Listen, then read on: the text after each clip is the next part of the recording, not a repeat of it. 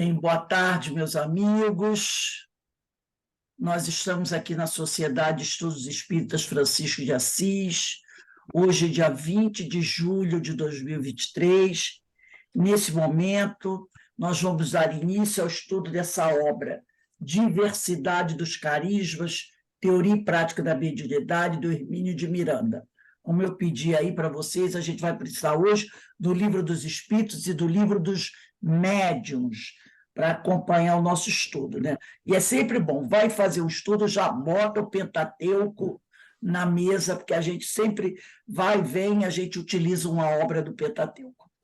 Então, nós vamos iniciar os nossos estudos, agradecendo a Deus, agradecendo a Jesus, a espiritualidade amiga, a Francisco de Assis, essa oportunidade de estudarmos, né, mais uma obra subsidiária, essa doutrina que tanto nos ajuda, que tanto nos esclarece. Que os espíritos amigos possam nos fortalecer e agradecemos ao Senhor, ó Pai, pela oportunidade que nos concede. Então vamos, meus irmãos, iniciar os nossos estudos sobre a proteção de Deus. Graças a Deus. Bem, nós estamos aqui estudando o livro Diversidade dos Carismas, estamos no capítulo 6, que fala do desdobramento como pré-condição do trabalho mediúnico. E vamos iniciar hoje o item 7, a professora de piano. No capítulo 6, item 7, a professora de piano. Todo mundo já tem aí o livro dos médiuns e o livro dos espíritos apostos, né? Então, começa assim o Hermínio de Miranda. Debatendo com ela esses aspectos, quer dizer, com Regina, a médium, ao escrever este capítulo, ela achou lógica e razoável a formulação teórica, concordando com a tese de múltipla personalidade, ou como Hermínio resolveu adotar o termo condomínio espiritual, aplicado aos fenômenos, embora essa hipótese não lhe houvesse ocorrido antes. E acabou por lembrar-se de mais um episódio que demonstra essa incrível, mas autêntica realidade. Certa vez, quando deu acordo de si, ou seja, ao despertar de uma de suas costumeiras ausências, estava em casa de uma senhora, num bairro distante e desconhecido. Não conhecia também a senhora, mas percebeu a tempo que acabara de contratá-la como professora de piano. Estranhou muito a situação, mas conseguiu contorná-la. Não sabia nem como sair do conjunto residencial onde morava a professora, no qual acabara de entrar, obviamente sob o comando de outra mente invasora, né? Outra memória. A professora teve de acompanhá-la até a rua, que Regina não sabia qual era, e tampouco em que sentido deveria tomar condução a fim de voltar para casa. Outra dificuldade adicional ocorreu. Alguém, obviamente, contratara a professora, embora à época ela não tenha desconfiado disso. Mas era ela, Regina, quem deveria pagar as aulas, e o dinheiro que ganhava não era suficiente para essas proezas financeiras, né? Não houve outro jeito, senão dizer à professora que a desculpasse, mas que não tinha como frequentar as aulas regularmente.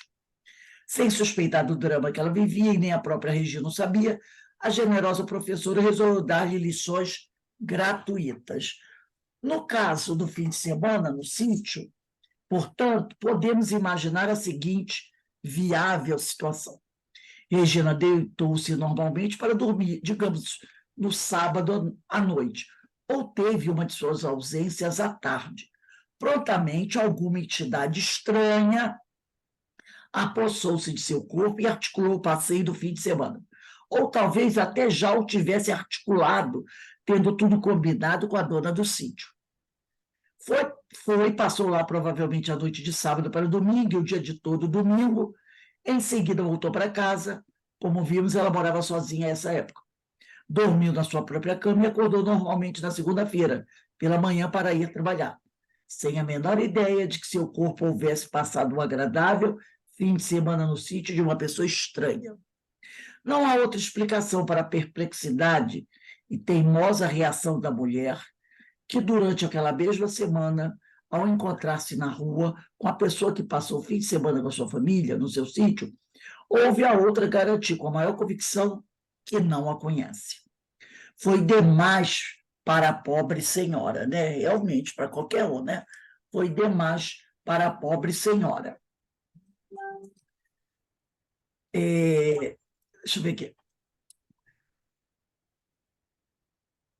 Deixa eu só que eu me perdi. Sua conclusão é perfeitamente compreensível, tá? É completamente compreensível. Deixa eu só... Nossa, como eu estou me perdendo aqui. Sua conclusão é perfeitamente compreensível. Ou a moça mentia ali na rua, ou mentira no sítio. Como a identidade provava que a moça era Regina e não tinha o nome pelo qual se dera conhecer, não havia alternativa possível. Ela mentira no sítio. Então, quando a senhora vê na carteira de identidade o nome, né, a senhora chega à conclusão que ela mentira no sítio. Então, no sítio, ela fez todo aquele mise-en-scène e ela mentira. Era uma tremenda... A senhora deve ter pensado, é descarada. E foi para o sítio, ficou com todo mundo lá, né? E simplesmente mentira para aproveitar do bem bom. O encontro na rua, em Cascadura, e o diálogo surrealista que travaram Regina e a mulher é sumo confronto de duas perplexidades inexplicáveis. E foi ali pertinho, né? Cascadura, né? Quem conhece aí Jacarepaguá sabe onde fica a Cascadura, né? Então, veja, as duas estão perplexas. Regina, por estar sendo acusada de ser uma vigarista, que é assim que se pode dizer, né? E a mulher, porque não acredita que uma coisa dessa possa estar acontecendo. Como este assunto me fascina, dizer Hermínio de Miranda, há muito tempo, tenho procurado estudá-lo sempre que me ocorre a oportunidade. Estou convicto de que o fenômeno da múltipla personalidade é muito mais comum do que seria de supor-se. Aí veio aquela lembrança da aula passada, quando o pessoal, acho que foi a Verinha Eckert, que falou assim: imagina quantos crimes não devem ter sido cometidos dessa forma, não é? E é verdade. Quantas coisas terríveis não devem ter acontecido dessa maneira, né? Então, ele diz aqui, isso seria muito mais comum do que deveria supor-se, pois raramente é identificado como tal. Especialmente quando você fica sabendo de algo assim, alguém vai dizer, pode ser um problema de múltipla personalidade. Quem vai pensar nessas coisas, né? Só nós agora, quando a gente, daqui para frente, né, ver algum fato ocorrido desse jeito, da pessoa dizer que não lembra, que não foi ela, a gente já vai poder pensar nessa possibilidade. Pode ter sido, sim, um problema de múltipla personalidade, não porque a mente da pessoa se fraciona em várias, como alguns teóricos querem dizer, mas no caso de possessão. No caso de possessão, né? Tomada mesmo do campo, né? Aí ele diz aqui, trata-se, pois, de um fenômeno mediúnico de possessão. Como está lá, nós já falamos disso várias vezes, no livro A Gênese, quem quiser puxar uma setinha aí, ó, um fenômeno mediúnico de possessão, puxa uma setinha para baixo, escreve lá, A Gênese, capítulo 14, itens 47 e 48, que já lemos várias vezes aqui. É sempre bom fazer essa anotaçãozinha, tá? Puxa aí uma setinha, o fenômeno mediúnico de possessão. Puxa uma setinha. A Gênesis, capítulo 14, itens 47 e 48. E aí ela fala, mais ou menos pacífica, né? Parece que tinha um acordo por aí. Lembra daquele caso da esposa do amigo do Hermínio? Foi o único caso que ele acompanhou quando um dos espíritos virou-se para o Hermínio e disse: nós combinamos tudo aqui, é tudo pacífico. Quer dizer, a possessão era pacífica por parte deles. E eram todas mulheres, espíritos femininos, que tinham se apoderado daquele corpo, né? E elas tinham uma combinação. Aí ele diz aqui, né? Mais ou menos pacífica e não mera ocorrência anímica ou ausência. Não é só um desdobramento, não é só uma ausência, é uma possessão. Não é, portanto, um caso de bilocação ou bicorporeidade do tipo assim, poderíamos dizer, não é simplesmente, tá? Não é simplesmente o caso de bilocação ou corporeidade, dela sair do corpo. Ah, ela saiu e deixou o corpo lá. Então, quando ele diz aqui, não é, portanto, um caso de bilocação ou bicorporeidade. Só isso, tá? E sim um fenômeno anímico, tá? Desdobramento conjugado, associado. Deixa eu pegar meu caderninho aqui. Associado com outro mediúnico. Então, não é um simples desdobramento, não é uma simples bilocação, tá? É um fenômeno anímico. Por que fenômeno anímico? Porque tem um desdobramento aí, que é o da Regina. Então, é um fenômeno anímico. Né? Mas conjugado com outro mediúnico, incorporação. Então, você tem aí um fenômeno misto, um fenômeno duplo. Você tem um fenômeno anímico acontecendo, que é a saída da Regina. Desdobramento é fenômeno anímico, aliado, unido, conjugado com fenômeno mediúnico, que é, entre aspas, a incorporação de um desencarnado se apossando do corpo de um encarnado. Quando tem um espírito agindo, o fenômeno é mediúnico. Quando tem um encarnado agindo, é anímico. Então, aqui você tem o fenômeno anímico, que é a bilocação, o desdobramento da Regina, e o conjugado com o fenômeno mediúnico, que é a incorporação, que é a possessão. Você tem dois fenômenos acontecendo. Por isso que ele falou, não é só um fenômeno anímico, é um fenômeno, entre aspas, misto, né, duplo. Então, a gente pode ver o seguinte, é só a gente conversando um pouquinho mais do que isso, sobre isso, né? O espírito invasor, que é o desencarnado, aproveita esse momento, tá? Que o encarnado desdobrou e apodera-se deste corpo, tá? Então, essa posse chama-se fenômeno mediúnico e assume os controles do cérebro de Regina e do seu corpo físico. Porque Regina, como nós já vimos, quando ela se afasta, ela leva a memória dela, ela leva os registros dela e deixa a máquina ali. Tá? Deixa a máquina ali. Então, é um fenômeno anímico, desdobramento, conjugado com o fenômeno mediúnico, da possessão. Tá? Então, não é apenas uma bilocação.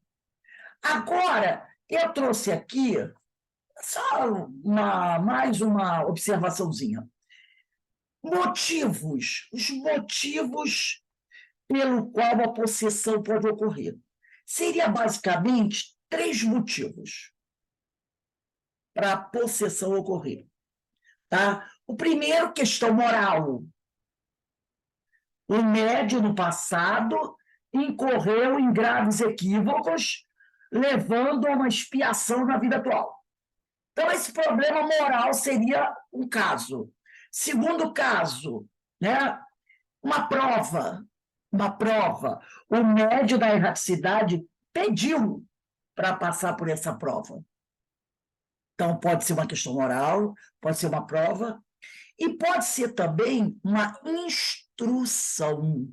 A espiritualidade, em acordo com o médium, permite que o fenômeno ocorra para instruir aqueles que se dedicam à mediunidade.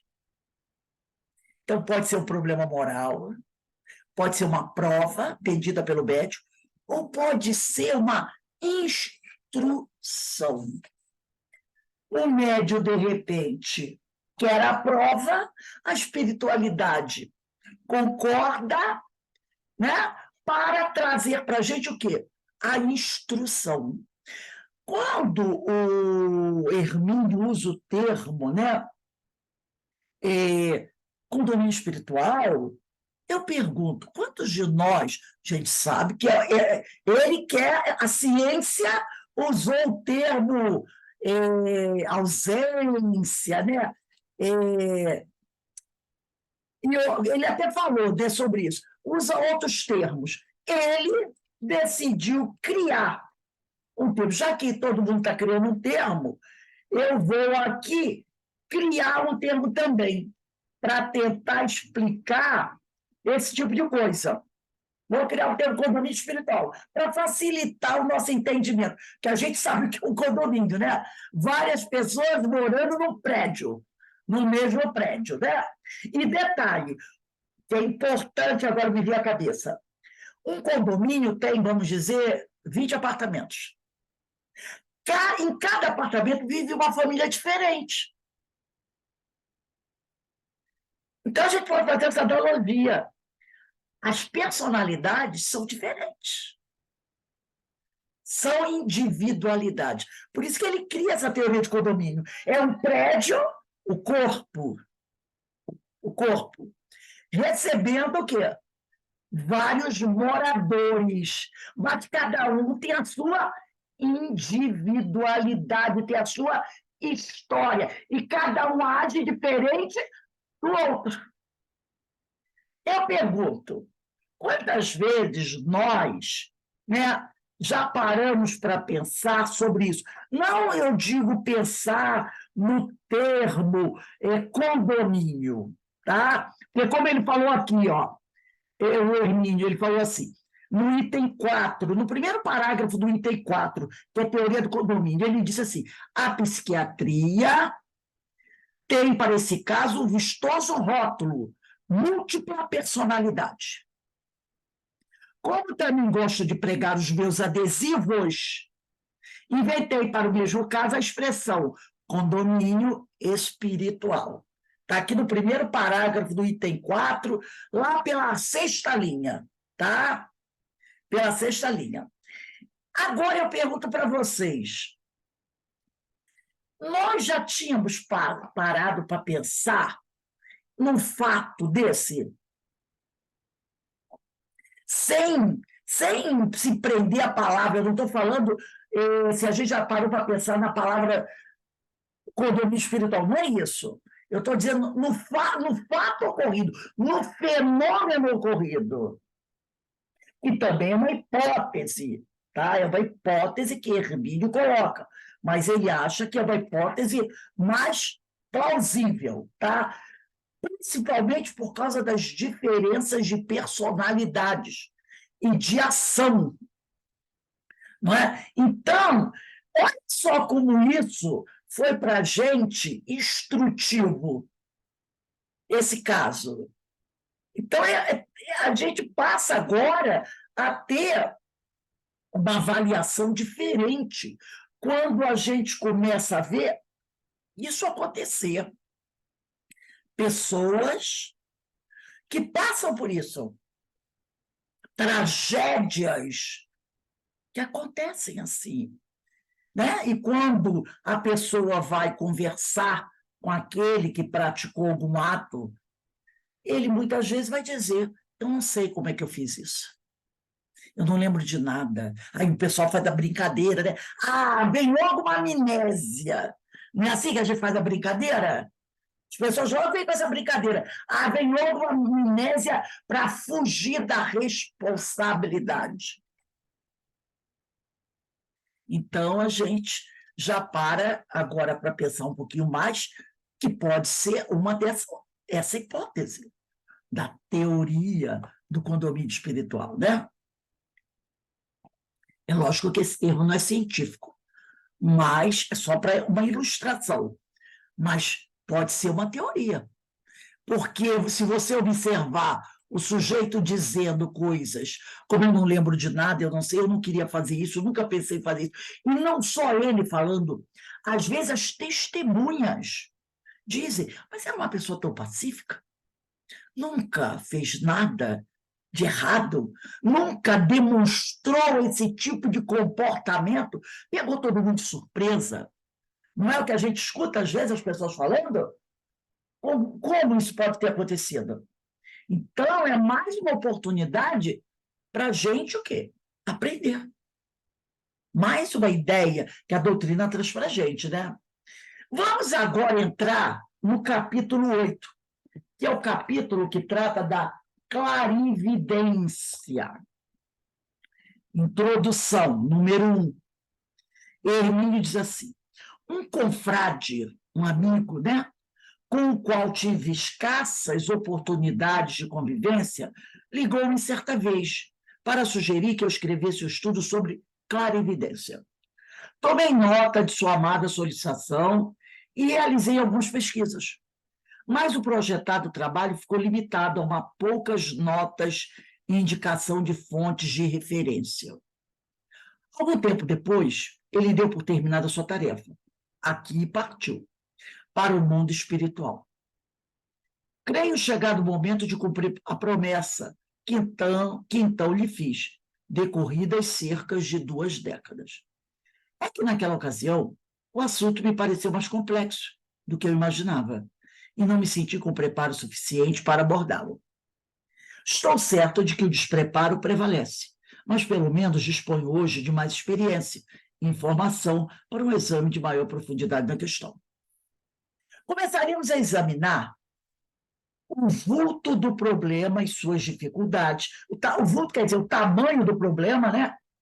E suas dificuldades, a partir do Livro dos Médios, no qual encontramos no capítulo 14, que é o capítulo dos médios, seção número 5, Médios Videntes.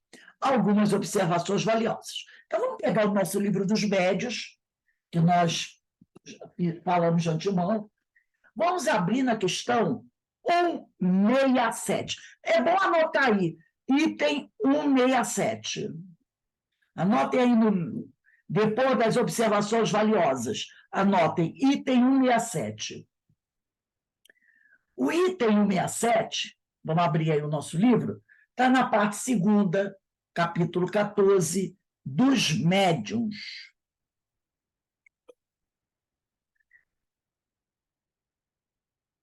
Todo mundo já pegou aí, né? O livro dos médiuns, questão 167. Médiuns videntes.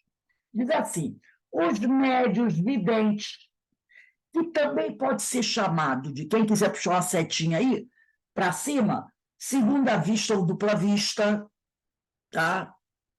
São dotados da faculdade de ver os espíritos. Então, na questão 167 de O Livro dos Médiuns, começa assim: médiuns videntes, item 5. Os médiuns videntes são dotados da faculdade de ver os espíritos. Carmen, continua a leitura para mim desse parágrafo. Alguns gozam dessa faculdade em estado normal, quando perfeitamente acordados, e conservam lembrança precisa do que viram. Outros só a possuem em estado sonambúlico ou próximo do sonambulismo. Raro é que esta faculdade se mostre permanente. Quase sempre é efeito de uma crise passageira. Na categoria dos médiuns videntes, se podem incluir todas as pessoas dotadas de dupla vista. Por isso que, quando eu disse os médiuns videntes, pedi para vocês puxarem umas setinhas e colocar segunda vista, que é um termo também usado, ou dupla vista. Então, você pode encontrar esses termos, né? Pode continuar aí, Carmen. A possibilidade de ver em sonho os espíritos resulta, sem contestação, de uma espécie de mediunidade, mas não constitui, propriamente falando, o que se chama médium vidente. Explicamos esse fenômeno em o capítulo 6 das manifestações visuais. Denise, lê agora o próximo parágrafo.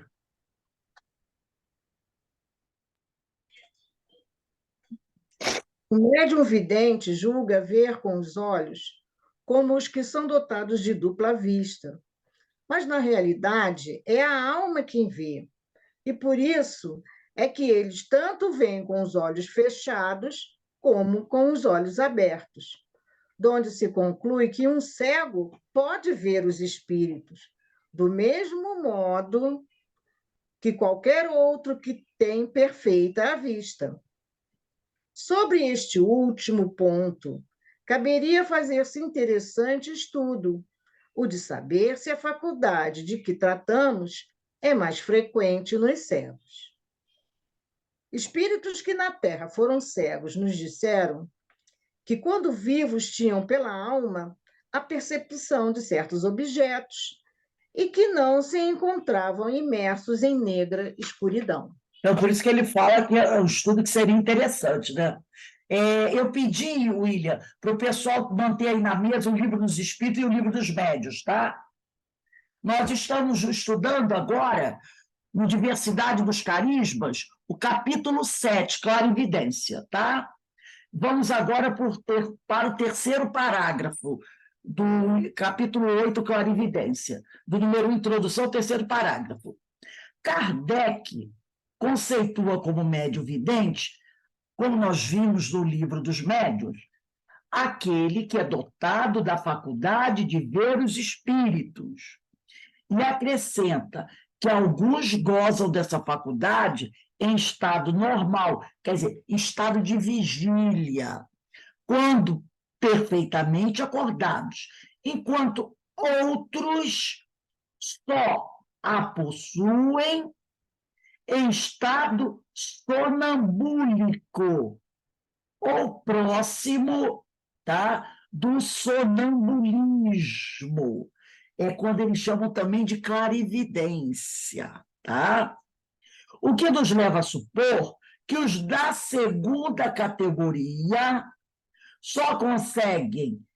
ele está falando do estado, quem está em estado sonambúlico, da segunda categoria.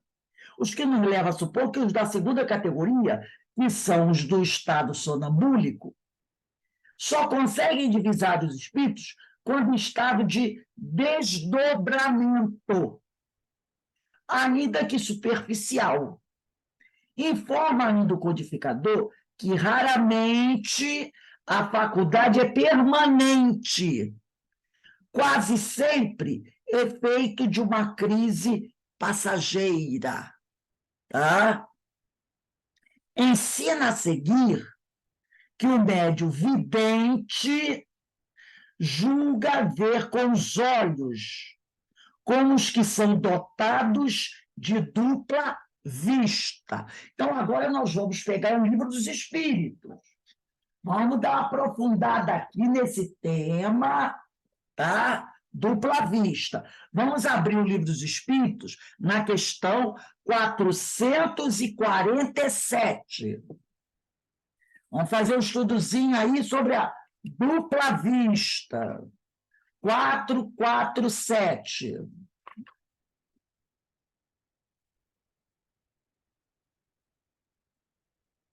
Todo mundo já pegou o livro dos Espíritos.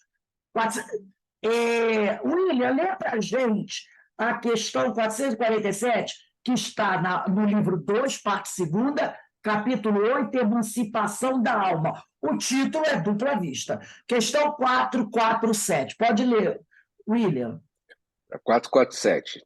O fenômeno designado sob o nome de segunda vista ou dupla vista tem relação com o sonho e o sonambulismo? Resposta. Tudo isso é uma coisa só. O que chamas segunda vista é ainda o espírito que está mais livre, embora o corpo não esteja adormecido. A segunda vista é a visão da alma.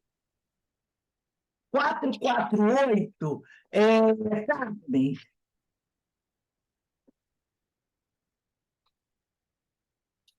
É permanente a segunda vista? A faculdade é, o exercício não. Em os mundos menos materiais do que o vosso, os espíritos se desprendem mais facilmente e se põem em comunicação apenas pelo pensamento, sem que, todavia, fique abolida a linguagem articulada. Por isso mesmo, em tais mundos, a dupla vista é faculdade permanente para a maioria de seus habitantes, cujo estado normal se pode comparar ao dos vossos sonâmbulos lúcidos. Essa também a razão porque esses espíritos se vos manifestam com maior facilidade do que os encarnados em corpos mais grosseiros. Ana Constantino, pega 449.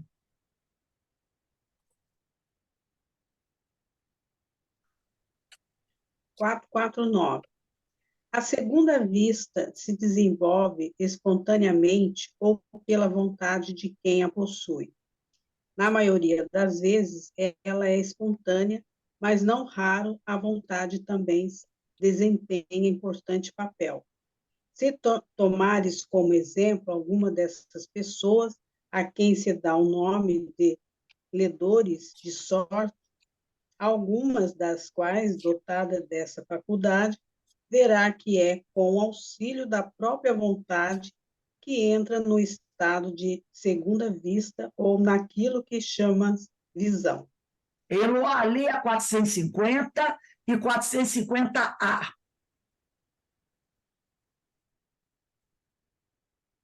Eloá, liga aí o microfone. Lê a 450 e 450A. Eloá, está ouvindo? Liga o microfone. Eloá, liga o microfone.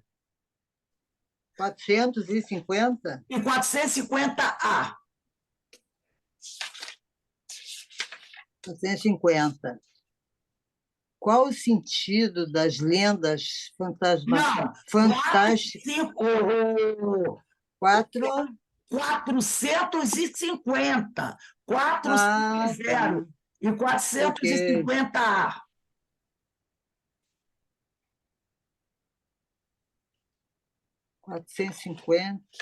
Está depois do que a Ana Constantino leu. Ok. 450. Estou perdida. Espera aí que eu me acho. Eu dei uma batida na cabeça que eu acho que eu... Constantino, gente. Aqui, 450. A dupla vista, essa? A dupla vista é suscetível de desenvolvimento pelos exercícios? Sim, do trabalho sempre resulta o progresso e a dissipação do véu que encobre as coisas. Lê a outra. Esta faculdade tem qualquer ligação com a organização física? Incontestavelmente, o organismo influi para a sua existência. Há organismos que não lhe são refratários. Eles são refratários, né? Então, ele diz certamente que o organismo desempenha o seu papel, mas há organismos que lhes são refratários. Quer dizer, há organismos que não conseguem, né, praticar esse fenômeno. Agora, vamos a Denise, 451. 451. Por que a segunda vista parece hereditária em certas famílias? Por semelhança do organismo, que se transmite como as outras qualidades físicas. Depois, a faculdade se desenvolve por uma espécie de educação, que também se transmite de um a outro. Olha que coisa interessante, não é? A organização física, como o filho ou o neto, tem a questão da hereditariedade no que tange ao corpo físico, então, às vezes, na família isso passa, não é? Muito interessante. William, 452. 452. É verdade que certas circunstâncias desenvolvem a segunda vista. A enfermidade, a aproximação de um perigo, uma grande comoção podem desenvolvê-la. O corpo fica, algumas vezes, num estado particular que permite ao espírito ver o que não podeis ver com os olhos do corpo. As épocas de crise e de calamidades, as grandes emoções, todas as causas que superexcitam o moral provocam algumas vezes o desenvolvimento da segunda vista. Parece que a providência, na presença do perigo, nos dá o meio de evitá-lo. Todas as seitas e todos os partidos perseguidos disto oferecem numerosos exemplos. Ana Constantino, 453.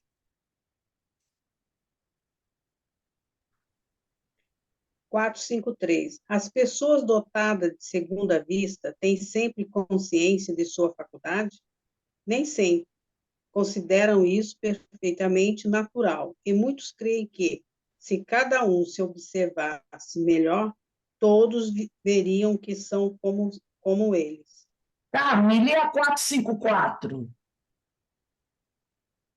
Poder-se-ia atribuir a uma espécie de segunda vista a perspicácia de algumas pessoas que, sem nada apresentarem de extraordinário, apreciam as coisas com mais precisão do que outras, é sempre a alma a irradiar mais livremente e a apreciar melhor do que sob o véu da matéria. Tá, pode ir. Pode ir? Eloá. Pode essa... Não, é Eloá agora, é que eu pensei. Desculpa. Eloá, 454A. Pode estar faculdades, em alguns casos, dar a presciência das coisas?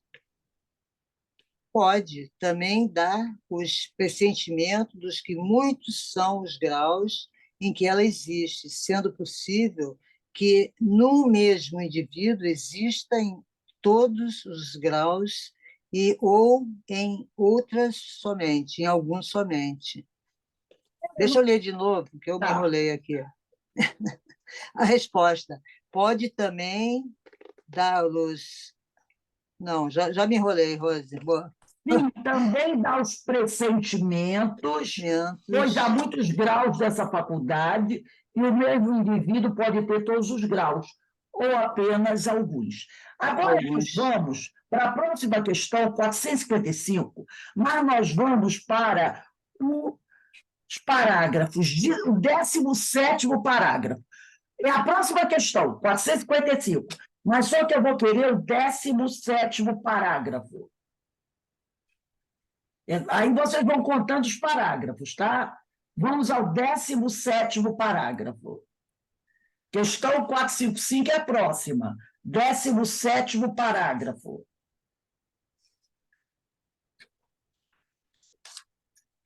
Então, eu vou lá. Começa como? Começa com o que acontece com os estáticos. O 17º começa assim. A emancipação da alma se manifesta... Já. Acharam?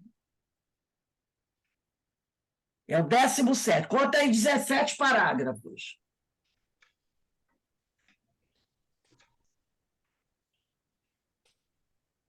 Todo mundo já achou? Então, vamos lá.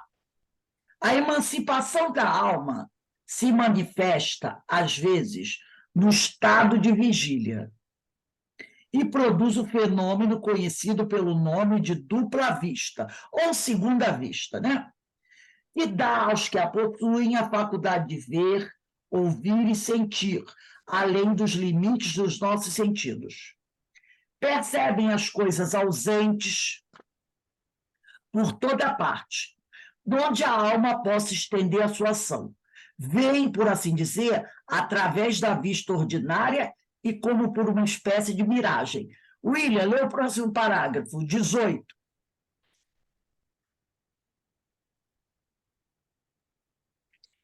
No momento em que o fenômeno da segunda vista se produz, o estado físico encontra-se sensivelmente modificado. O olhar tem qualquer coisa de vago. Ele olha sem ver. Toda a fisionomia reflete uma espécie de exaltação. Constata-se que os órgãos da visão estão alheios ao fenômeno, pelo fato de a visão persistir, apesar da oclusão dos olhos. Aí é a prova de que o olho não entra nesse negócio. Que você, mesmo fechando o olho, você continua a ver.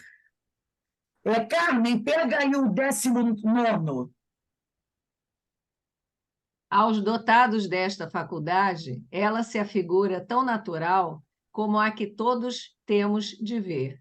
Consideram-na um atributo de seus próprios seres, que em nada lhes parecem excepcionais. De ordinário, o esquecimento se segue a essa lucidez passageira, cuja lembrança, tornando-se cada vez mais vaga, acaba por desaparecer como a um sonho. Denise, pega o 20º parágrafo aí.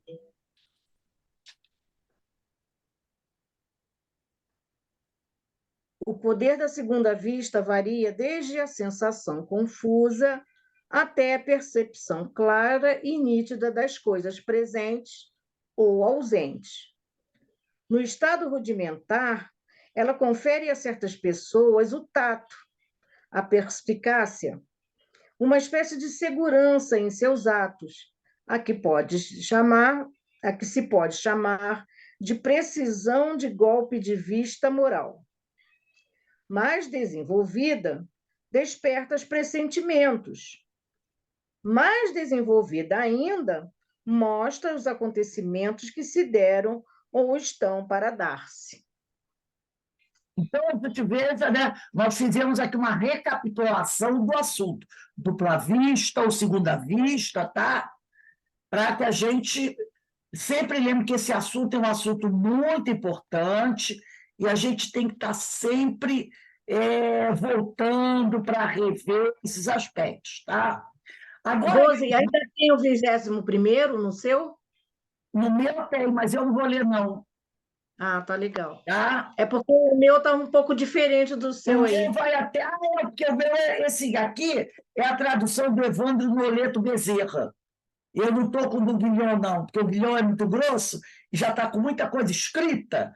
E aí eu uso esse aqui do outro para não confundir, não bagunçar tanto o livro assim. Tá? Agora a gente vai voltar para a diversidade dos carismas, tá bom? Diversidade dos carismas. Vamos lá no primeiro, segundo, terceiro, quarto, quinto parágrafo. Quinto parágrafo, tá? Não, vou aqui no meio. No meio, mais da realidade, porque eu comecei assim, no quarto parágrafo. Ensina a seguir, Kardec, né, que o médium vidente julga ver com os olhos como que são dotados de dupla vista. Mas aí nós estudamos a dupla vista. Mas, na realidade, é a alma quem vê. E por isso é que eles tanto veem com os olhos fechados como com os olhos abertos. Agora a gente vai para o quinto parágrafo. Na sua opinião, de incontestável autoridade, como sabemos, a faculdade de ver os espíritos pode, sem dúvida, desenvolver-se, mas é uma das que convém esperar o desenvolvimento natural. Então, ele está falando, isso aí é uma observação de Kardec. Por isso que ele começou o parágrafo aqui. Na sua opinião, de incontestável autoridade, como sabemos, está falando do codificador. A faculdade de ver os espíritos pode, sem dúvida, desenvolver-se. O cidadão, se quiser, pode desenvolvê-la, mas é uma das que convém esperar o desenvolvimento natural sem o provocar, a fim de evitar-se que a imaginação leve a melhor e comece a produzir alucinações visuais. Então, ele recomenda o quê? Você está proibido de desenvolver? Não. Você pode desenvolver? Pode. Mas ele recomenda, cuidado, não provoque. Primeiro porque você pode se enganar, começar a alucinar e dizer que está vendo coisas que você não está vendo. É da sua imaginação. Mas pode também ser manipulada pelos obsessores. Entendeu? Pode ser manipulada. Se você mesmo, ele diz aqui, se você mesmo pode se deixar levar pela sua imaginação, imagina o que o espírito obsessor não pode fazer. Né? E daqui a pouco você vai começar a ver coisas que ele está produzindo para você ver. Então, ele diz, nesse caso aqui, deixa a natureza fazer seu serviço, tá? Não provoque. Aí ele diz aqui, o problema da alucinação é outra complexidade que, por enquanto, deixaremos de lado. Então, ele vai estudar essa questão da alucinação mais tarde, mas agora ele não vai trabalhar, não. Ao cuidar desses aspectos, contudo, Kardec remete o leitor ao capítulo 6 do mesmo livro, que é o Livro dos Médiuns, ao qual foi dado o título das manifestações visuais, onde o tema é desenvolvido com maior amplitude e com assessoramento direto dos espíritos consultados a respeito. Então, Kardec vai se aprofundar, mas vai usar o quê? A ajuda, né? Vai receber assessoria dos espíritos, né, elevados. Então, vamos lá. Livro dos Médiuns, item 100. Uma centena, item 100. De repente, vocês podem não estar me entendendo bem. Vamos lá. Livro dos Médiuns, o item 100, de uma centena, tá? É o capítulo 6 das manifestações visuais. Vamos achar aí o item 100.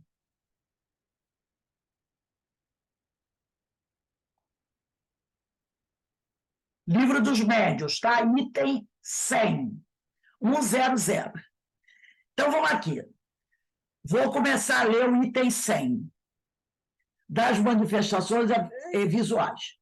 De todas as manifestações espíritas, as mais interessantes, sem contestação possível, são aquelas por meio das quais os espíritos se tornam visíveis. Pela explicação deste fenômeno, se verá que ele não é mais sobrenatural do que os outros. Vamos apresentar primeiramente as respostas que os espíritos deram acerca desse assunto. William, lê o primeiro e a notinha também.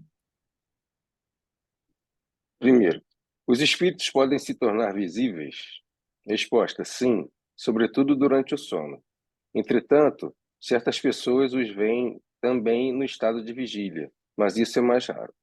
Nota: enquanto o corpo repousa, o espírito se desprende dos laços materiais, fica mais livre e pode mais facilmente ver os outros espíritos e entrar em comunicação com eles. O sonho é uma recordação desse estado. Quando não nos lembramos de nada, dizemos que não sonhamos, mas a alma não deixou de ver e de gozar da sua liberdade. Tratamos aqui mais particularmente das aparições no estado de vigília. Sobre o estado do espírito, durante o sono, ver o número 409 de O Livro dos Espíritos. Eu vou dar uma olhadinha aqui na questão 409, só para ver rapidamente se ela tem alguma coisa a ver com o que a gente está estudando, porque eu não tinha olhado antes. 409, do Livro dos Espíritos, né?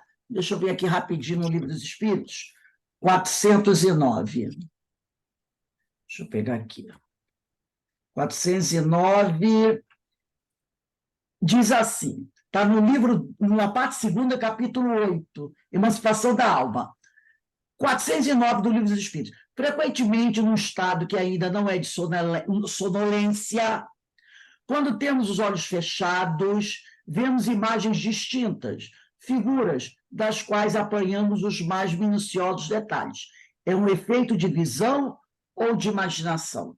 Aí os espíritos respondem: estando entorpecido o corpo, o espírito procura quebrar sua cadeia, quer dizer, se libertar, né? Através do desdobramento. Transporta-se e vê. Se já fosse completo o sono, isso seria um sonho, né? Se já fosse completo o sono, né? Então, vamos continuar aqui. Agora, Ana Constantino, lê o segundo item. Pertence mais uma categoria do que a outra os espíritos que se manifestam fazendo-se visíveis? Não. Pode pertencer a todas as classes, assim as mais elevadas como as mais inferiores. Eloá, lê o terceiro. Liga o microfone. E lê a terceira. A todos os espíritos é dado manifestarem visivelmente? A todos os espíritos é dado manifestarem visualmente? Todos podem, mas nem sempre têm permissão para fazê-lo ou o querem. Repara, prestaram atenção? A todos os espíritos é dado manifestarem-se visivelmente? Todos o podem, mas nem sempre têm permissão para fazê-lo ou querem. Por quê? Vamos dizer que esse espírito aqui, que não tem permissão, queira se mostrar para, de repente, assustar uma criança, né? Ou para perturbar alguém que está fazendo um trabalho sério, e aí a espiritualidade diz: não, não, você não vai fazer isso. Porque se fosse um espírito elevado, ele não ia querer se manifestar com esse objetivo, né? De causar o mal. Então, essa coisa do eu tenho livre-arbítrio tem um limite, né? Tem um certo limite, né? Carmen, lê o quarto aí. Quarto, que fim objetivam os espíritos que se manifestam visivelmente? Isso depende. De acordo com as suas naturezas, o fim pode ser bom ou mau. Depende do seu grau evolutivo. Denise, pega o quinto.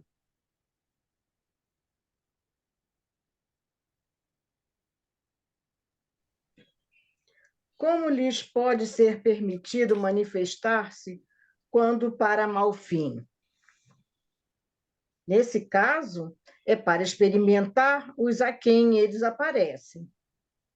Pode ser má a intenção do espírito e bom o resultado. Às vezes o espírito está querendo fazer por mal, mas ele acaba dando uma lição, um ensinamento para alguém, né? Eu vou ler o sexto. Qual pode ser o fim que tem em vista o espírito que se torna visível com má intenção? Amedrontar e muitas vezes vingar-se.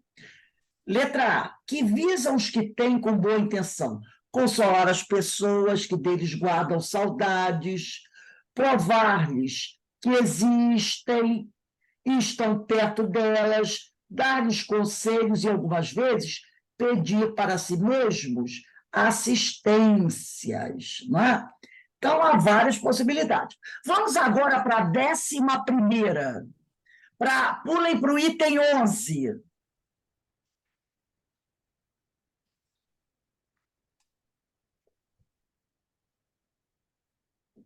William, lembra a gente o item 11. 11. É racional assustar-se com a aparição de um espírito? Aquele que refletir a respeito há de compreender que um espírito, seja qual for, é menos perigoso que um vivo. Ou é o Os outro, espíritos... é o item 11, 11º. Poderá, esse é o meu item 11. é diferente do meu. O meu está assim, poderá aquele aqui, o espírito apareça, travar com ele conversação? Esse é o meu também. É o item 11 dessa questão que a gente estava estudando. Então, do item, do O item 100, né? 100. Lê de novo, o 11º. É racional assustar-se com a aparição de um espírito? Aquele que refletir a respeito há de compreender que um espírito, seja qual for, é menos perigoso que um vivo. Para mim, essa é a 10ª. Vixe! Aqui no meu está certo. É aquele que vê um espírito poderia conversar com ele? Para mim é 12ª. Essa é a 11ª para mim. E para você? Então tá, vamos lá. 11ª. Denise, 11ª? Carmen, 11ª? Sim. Ana Constantino, 11ª? Da Eloá também. Qual é a tua edição aí? A tua... É a tradução do Herculano Pires. É estranho, né? Olha só. Lê então a 12ª, mas é a 11ª para gente. Aquele que vê um espírito poderia conversar com ele? Perfeitamente. E é justamente o que se deve fazer nesse caso, perguntando quem é o espírito, o que deseja e o que se pode fazer por ele. Se o espírito for infeliz e sofredor, o testemunho de comiseração o aliviará. Se for um espírito benévolo, pode acontecer que tenha a intenção de dar bons conselhos. Letra A. Para mim não tem letra A. Aqui tem. A minha tem, ó. Letra A. Como pode o espírito, nesse caso, responder? Isso é a 13ª para mim. Então é por isso que está dando problema. Como o espírito poderia responder? Às vezes falando como uma pessoa viva, a maioria das vezes por uma transmissão de pensamento. É porque ele foi numerando tudo e vai dar erro, vai dar desencontro. Agora, vamos à 15ª, Carmen. 15ª. 15. Compreende-se que, sendo uma espécie de evocação, o pensamento faça com que se apresente o espírito em que se pensa. Como é, entretanto, que muitas vezes as pessoas em que mais pensamos, que ardentemente desejamos tornar a ver, jamais se nos apresentam em sonho, ao passo que vemos outras que nos são indiferentes e nas quais nunca pensamos.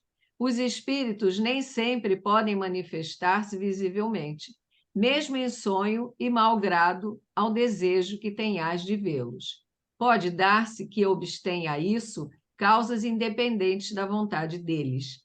Frequentemente, é também uma prova de que não consegue triunfar o mais ardente desejo. Quanto às pessoas que vos são indiferentes, se é certo que nelas não pensais, bem pode acontecer que elas em vós pensem. Aliás, não podeis formar ideia das relações no mundo dos espíritos. Lá tendes uma multidão de conhecimentos íntimos, antigos ou recentes, de que não suspeitais quando despertos. Porque, como somos espíritos imortais, já tivemos várias reencarnações, quando a gente retorna ao plano espiritual, a gente tem muitas lembranças de outras vidas. E aqui, encarnado, a gente não vai lembrar, a gente não vai associar, não é? Então, muito interessante. Vamos voltar ao diversidade dos carismas. Rose, Deus só permite aquilo que é devido. Não é? Pode suportar, né? Não dá. Não é do jeito que a gente quer. Exatamente. Nem dos obsessores, nem ninguém. Exatamente. Só o que é permitido. O quanto a espiritualidade, a providência divina está no controle. Exatamente. Isso aqui pode, isso aqui não pode. Né? E isso que Kardec recomendou para a gente não provocar dupla vista. Ele diz aqui, ó, convém esperar o desenvolvimento natural. Não força aquilo que você não domina, que pode dar ruim, como diz o povo por aí, né? A minha irmã Dulcineia passou por um aperto na vida e ela dormiu chorando.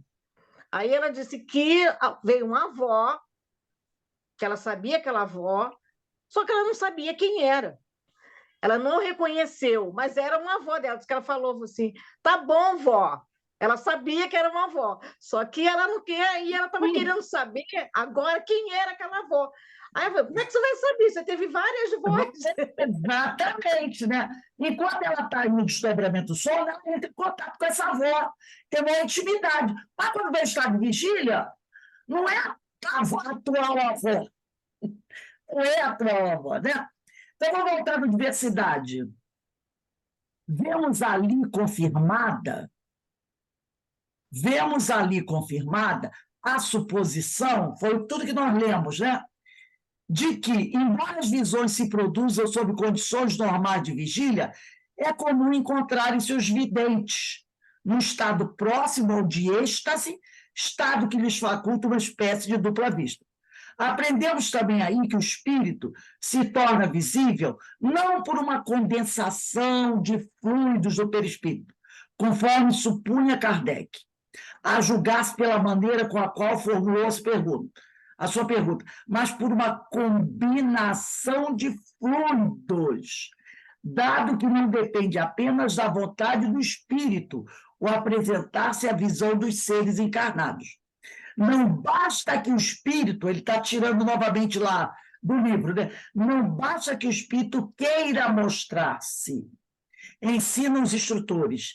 É preciso também que encontre a necessária aptidão na pessoa a quem deseje fazer-se visível. Porque ele pode querer se mostrar, mas pode ser que a pessoa para quem ele quer se mostrar não tenha a sua aptidão orgânica favorável a isso, para poder ver. Entendeu? Então, aquele para quem ele quer se mostrar tem que ter no seu organismo predisposição para poder ver. Então, não basta ele querer mostrar-se. O outro tem que estar preparado para ver. Né? E isso é bem justo. Isso é bem justo, né? Aí ele diz aqui, isto se faz mediante uma combinação com o fluido peculiar ao médium, como se lê pouco adiante. Tudo isso ressalta a importância do perispírito nesses e em inúmeros outros fenômenos. Kardec o caracteriza em palavras inequívocas como o princípio de todas as manifestações. Sentindo, contudo,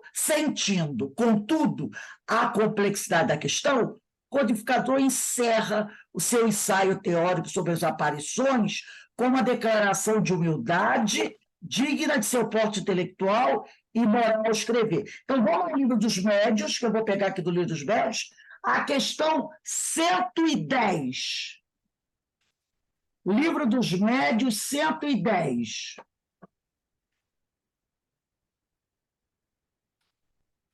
Está na parte 2ª, capítulo 6, das manifestações visuais. Então, como ele diz aqui, né? Sentindo, contudo, a complexidade da questão, o codificador encerra o seu ensaio teórico sobre as aparições, né? Que esse ensaio teórico começou na questão 101. Começou na questão 101, tá? E vai encerrar na 110. Foi da 101 a 110. Então, ele encerra o seu ensaio teórico das manifestações. Quem quiser botar aí, ó, ensaio teórico, puxa uma setinha, vai da 101 a 110. É sempre bom botar, porque às vezes depois a gente quer fazer um outro trabalho, né? E ele falou, vou ler o encerramento do ensaio teórico. que a 111 vai ser a teoria da alucinação, que o Hermínio vai estudar depois. Isso aqui está na 111, né? Como ele falou, a teoria da alucinação deixa para depois. Eu vou até voltar aqui.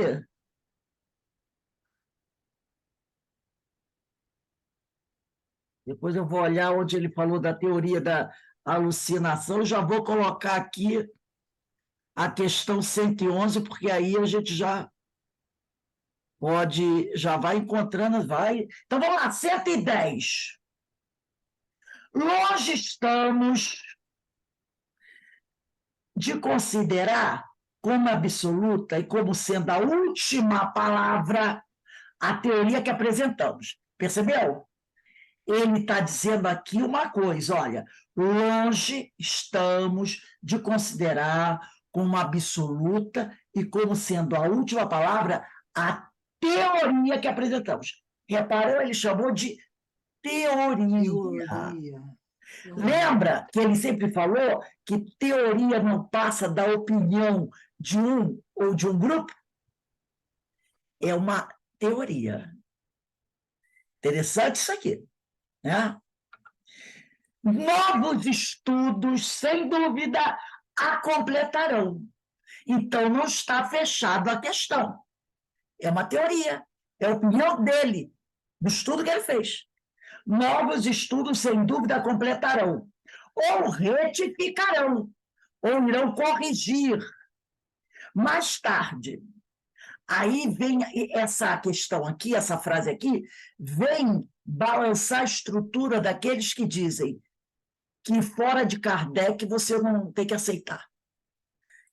Essas pessoas que refutam as obras subsidiárias, né? Não, é aceitar só o que está em Kardec. Kardec mesmo já disse aqui, ó, no futuro poderá haver retificações, tá? Entretanto, por mais incompleta ou imperfeita que seja ainda hoje, lá em 1861, quando ele publicou o Livro dos Médiuns, sempre pode auxiliar o estudioso a reconhecer, né,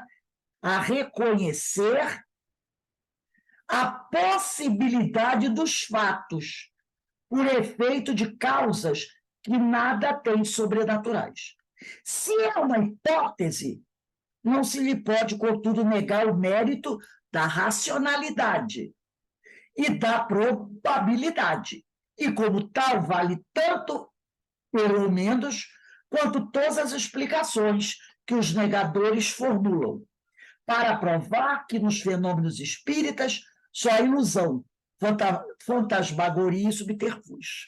Por isso que o companheiro aqui, Hermínio, ele vai dizer aqui, né? Sentindo, contudo, a complexidade da questão, porque é uma questão muito complexa essa, das manifestações visuais, né? O codificador encerra o seu ensaio teórico sobre as aparições com uma declaração de humildade digna do seu porte intelectual e moral. Ele diz, é uma teoria, mas vale tanto quanto aqueles que negam, né? E é uma teoria que a gente está estudando, está buscando aprofundar, e que mais tarde pode ser, né, confirmada, corrigida, ampliada, mas vale tanto quanto as outras. Semana que vem é dia 27, né? Então, no dia 27, a gente vai começar nesse parágrafo aqui, ó. É digno do maior respeito alguém como Kardec. Então, a gente vai começar aqui. Alguém gostaria de falar alguma coisa sobre isso que nós estudamos aí? Não, esse estudo é muito interessante, né, Rose? Nossa, mãe. Muito.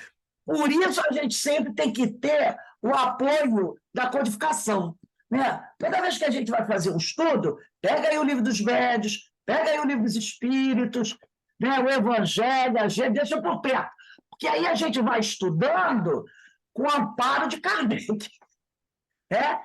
E ele vai esclarecendo, ele vai, né, ampliando os nossos conhecimentos, E é aquela coisa, né, gente? Nós precisamos estudar sobre isso.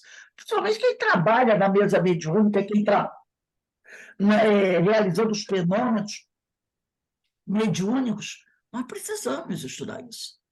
Né? E a gente vai ampliando, como eu falei, a teoria do Hermínio do condomínio espiritual, né? Que é a mesma teoria lá, é o nome que ele deu para a teoria da ciência de múltiplas personalidades, né? Então, a gente... Nos dias de hoje, a questão dessas múltiplas personalidades, essa questão que já é aceita pela justiça como surto psicótico, alguma coisa assim, né? Que a pessoa não estava no seu normal, vamos dizer assim. Estava no seu normal, né? Já fica até, né? Sabe, refletindo sobre uma possibilidade. Uma possibilidade. Uma possibilidade. É claro que existe. Principalmente quando você vê o depoimento de alguém que assistiu a cena e conhece o sujeito que fez. Né? Como nós falamos, aquela história, né? Meu Deus, como isso aconteceu? Esse indivíduo sempre foi tão calmo. Eu nunca ia imaginar que meu filho fosse capaz de fazer uma coisa dessa, de cometer uma desgraça dessa. Sempre foi uma pessoa boa, tranquila. Olha aí. Então, quando você vê o depoimento das pessoas que assistiram a cena e dizem: eu morria e nunca ia dizer que ele era capaz de fazer isso. Quem dirá que uma das possibilidades não pode ser uma possessão? Ah, mas como o sujeito... vai ler Será que você conhece o histórico dele? Não é o histórico dessa vida, não. É o histórico das vidas passadas. Lembra que nós falamos antes? 3 possibilidades. Nós vimos prova, lembra? Que nós vimos aqui a prova, a moral, a moralidade, moral, uma prova ou instrução. Se for questão moral, já está uma das razões aí. Ele está trazendo de outras vidas questões morais graves que predispõem à possibilidade de uma obsessão ou de uma possessão, que pode ocorrer pela primeira vez naquela encarnação. Mas já vem, de antes, obsessão simples, fascinação, o processo só foi se agravando. Foi se agravando. Como nessa encarnação, talvez ele não tenha procurado já ir melhorando em alguma coisa, ou talvez até tenha, mas o peso que ele traz atrás dos compromissos é tão grande que essa melhora que ele tomou ainda não foi suficiente para evitar o assédio. E aí, né? Por isso que a gente tem que estar sempre orando e vigiando, orando e vigiando, orando e vigiando. Porque se acontecer e você tiver realmente naquela luta por se melhorar, você vai ter o amparo da espiritualidade, que, de repente, pode não permitir que seja tão grave. Ou você mesmo tem a possibilidade de reparar. Então, a gente tem que orar e vigiar muito. Principalmente nós, que já sabemos dessas coisas. Porque a ignorância nos defende. Mas alguém aqui é ignorante desses fatos? Não. Nós não somos mais. E como não somos mais, quem mandou você inventar de estudar essas coisas? Não é? No momento que você começou a estudar essas coisas, o véu foi arrancado dos seus olhos. Não tem mais véu. A culpa é sua, Rose. A culpa é sua, arrastando todo mundo. Entendeu? Nós não temos mais o véu. Então, agora é encarar de frente. Agora é o quê? É buscar formas para não se deixar arrastar. Aí vem Kardec e diz: não existe arrastamento que você não possa vencer. Então, o remédio é o quê? Evangelho na veia. E reforma moral. Né? Então, vamos lá. Vamos lá. Bem, meus irmãos, nós estamos encerrando aqui o nosso estudo. Quando for 17h30, temos aí a Denise com os ensinos de Jesus. Olha aí uma oportunidade já de resolver algumas questões, estudando os ensinos de Jesus, tá bom? E amanhã a gente está de volta às 16 horas para o estudo do livro Obsessão e Desobsessão e o Qualidade da Prática Mediúnica, que está ótimo, né? O estudo da qualidade da prática mediúnica está muito bom. Então, nós vamos encerrando aqui. Eu vou pedir para o nosso irmão William. William, faz a nossa prece de agradecimento aí. Jesus, mestre querido, governador do nosso orbe, mais uma vez aqui estamos agradecidos por mais esta oportunidade generosa do estudo do teu evangelho, da doutrina dos espíritos, que nos dá amparos e subsídios para vencermos todas as nossas dificuldades, nossas boas intenções serão assim motivadas para o bem maior da nossa reforma íntima e da prática do amor e da caridade. Que sigamos em frente, firmes, assumindo as nossas responsabilidades e controle das nossas vidas, com todos esses subsídios tão importantes. Fica conosco, mestre, que assim seja, graças a Deus.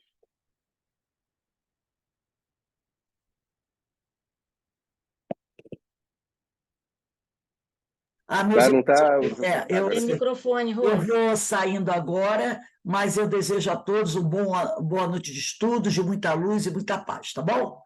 E os outros, que não ficaram, nós nos vemos amanhã. Tchau, gente. Daqui a pouco a gente está de volta. Vou passar aqui para a Denise.